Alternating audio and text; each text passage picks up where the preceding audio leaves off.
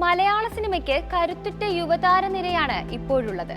Commercial ഹിറ്റുകൾക്കൊപ്പം തന്നെ നല്ല സിനിമകളുടെ ഭാഗമാവാനും ഇവർക്ക് കഴിയുന്നുണ്ട്.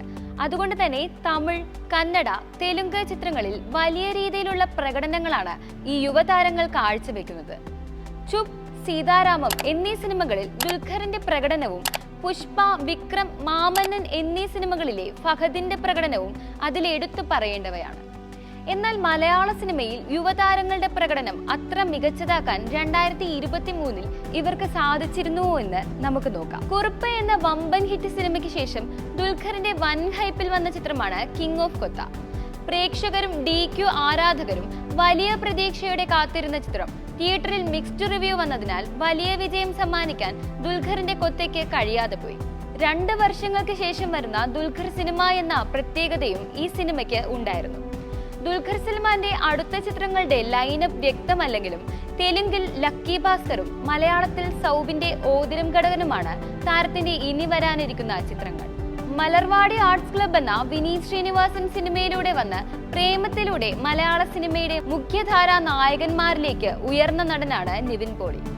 നേരം, ആക്ഷൻ ഹീറോ ബിജു, 1983 എന്നീ സിനിമകൾ ഹിറ്റാക്കിയ താരത്തിന് ഇപ്പോൾ നല്ല കാലമല്ല എന്ന് പറയേണ്ടി വരും.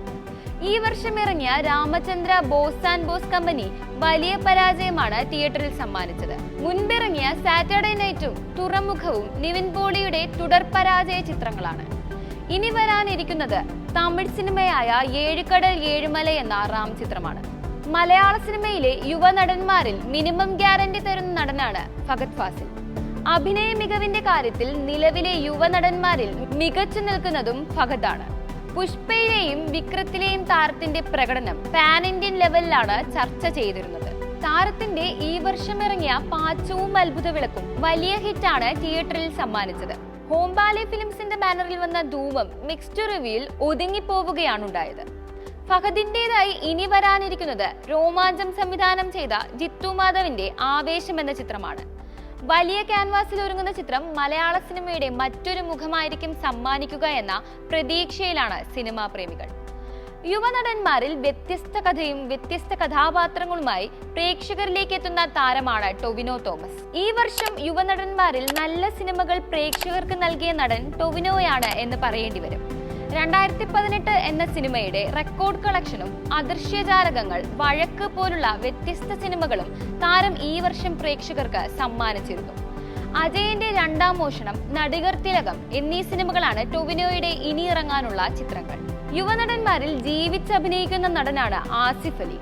കൂമൻ, കെട്ടിയോളാണന്റെ മാലാഖ എന്നീ ചിത്രത്തിൽ ആസിഫ് അലിയുടെ അഭിനയം പ്രേക്ഷകരെ ഞെട്ടിച്ചതാണ്. ഈ വർഷം ആദ്യം 2018 താരം നല്ലൊരു വേഷം മികച്ചതാക്കിയിട്ടുണ്ട്. ശേഷം ഇറങ്ങിയ മഹേഷും മാരുതിയും, രഞ്ജിത്ത് സിനിമ, കാസർഗോഡ് എന്നിവ ആസിഫിന്റെ പരാജയ ചിത്രങ്ങളിലേക്ക് ചേർത്ത് വെക്കാനേ കഴിയുള്ളൂ. ആസിഫിന്റെ ഇനി വരാനിരിക്കുന്നത് രോഹിത് സംവിധാനത്തിൽ ടിക്കി ടാക്കാണ്. ജിസ്ജോയുടെ തലവനും പ്രതീക്ഷ നൽകുന്ന ഒരു പ്രോജക്റ്റാണ്. യുവതാര നിരയിൽ തന്നെ ഷൈനീകത്തിന്റെ കൊറോണ പേപ്പറും RDXും വലിയ ഹിറ്റായി മാറിയിരുന്നു. വലിയ താരനിരയില്ലാതെ എത്തിയ രോമാഞ്ചം, ഫാലിമി പോലുള്ള സിനിമകളും 2023 വലിയ ഹിറ്റുകളായി കേരള ബോക്സ് ഓഫീസിൽ എത്തിയിരുന്നു.